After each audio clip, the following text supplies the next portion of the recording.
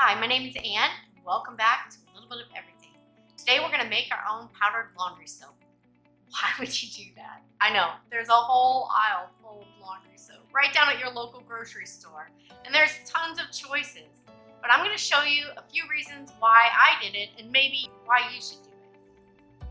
For me, the laundry aisle is actually a pretty dangerous place. In case you haven't noticed, I'm light-skinned and also I'm very sensitive to scents.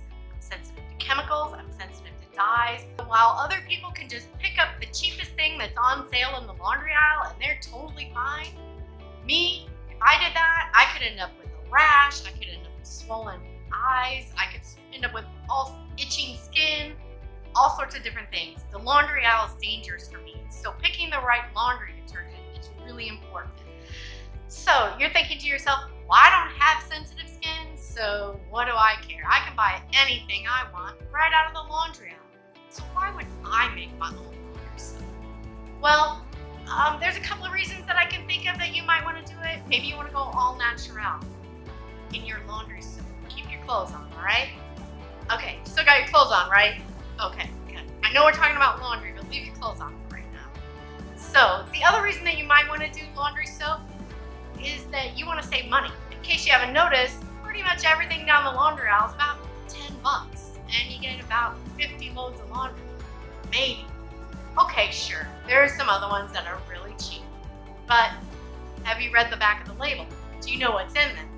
Are you allergic to them? The reason that you want to do your own laundry soap is to save money, to avoid allergic reactions, and also just to be more natural.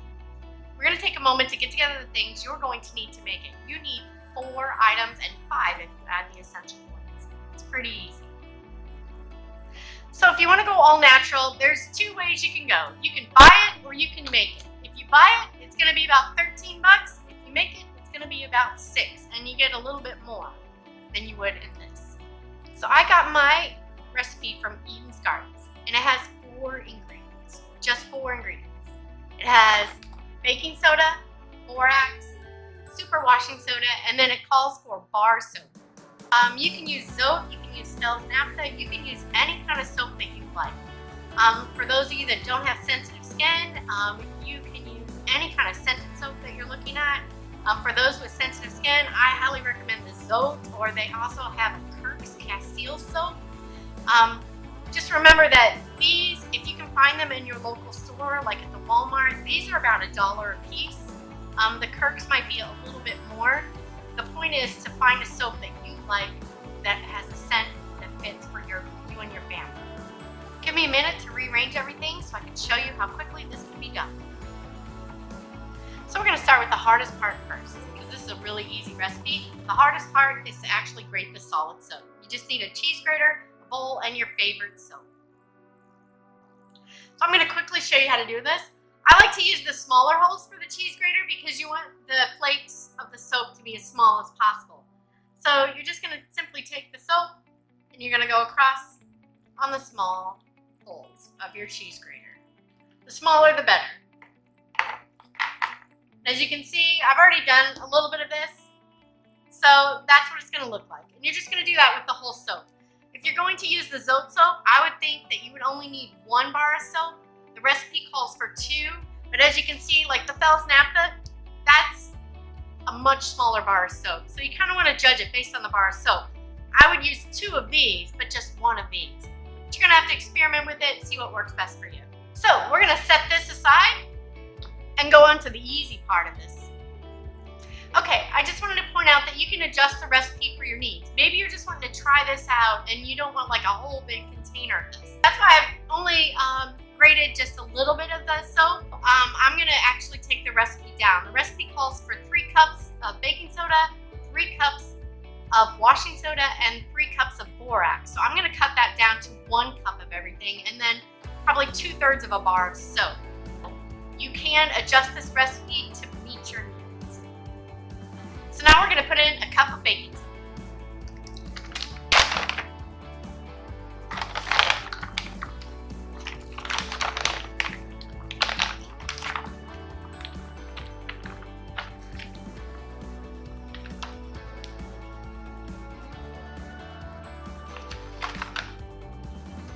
step is we're gonna go ahead and put in the washing soda.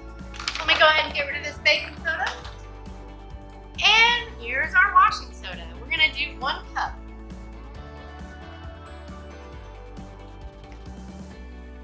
This one can be a little bit chunky, so if you want to shake it, break up the chunks first, you certainly can. 1 cup super washing soda. And next, we're going to do 1 cup of borax.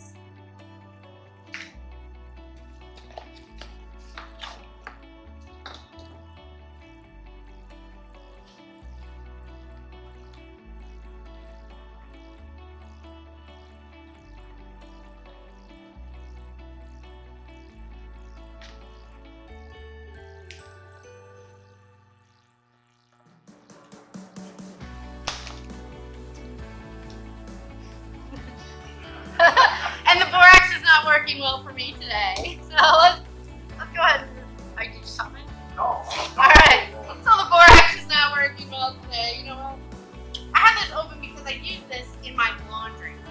And I use this for, you can use borax in your laundry. In case you want to just use your regular laundry detergent, if you just put a 1/4 cup of the borax in it, it'll improve the results of your existing laundry soap. But we're making our own today, so we're just going to go ahead and add that cup of borax right here. It's time to mix the ingredients.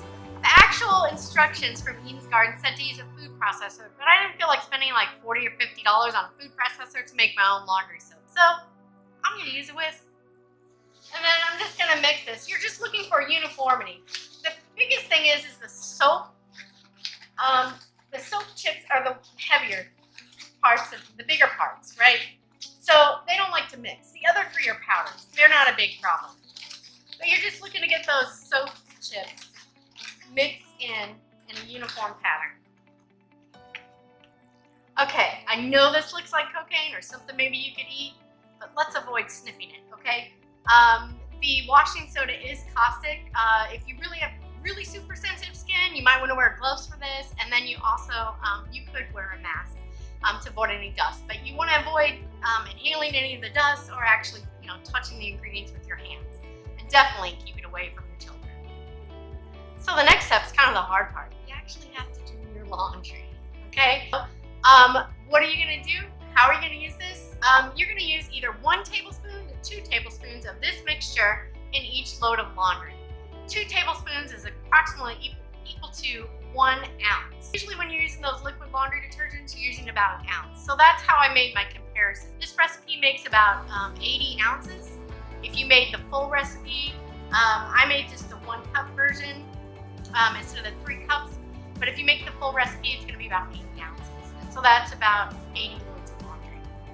What are you going to do with this? You don't want to just leave this bowl sitting in your laundry, right? Okay, so you're going to put this in an airtight container. I picked up an airtight container.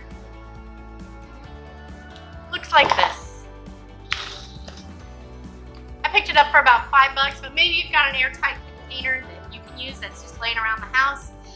The reason I picked up this one is because if you do the full recipe, you've got 80 ounces that you've got to put somewhere. So you need something that's big enough that's going to hold everything. And then make sure that you label it. So you can go fancy and get labels, download free labels, you can buy labels, or you can just write on it with the Sharpie. Again, just like all other cleaning things, you're going to want to keep it up and away from children. Thanks for joining us here today on a little bit of everything. We hope you enjoyed this video, and click that subscribe button down below, and also click that like, and check our description for any more information regarding this recipe and how to use it. And we'll talk to you later. We've got a lot more things coming up. I'm thinking about making a liquid laundry soap too, so stay tuned.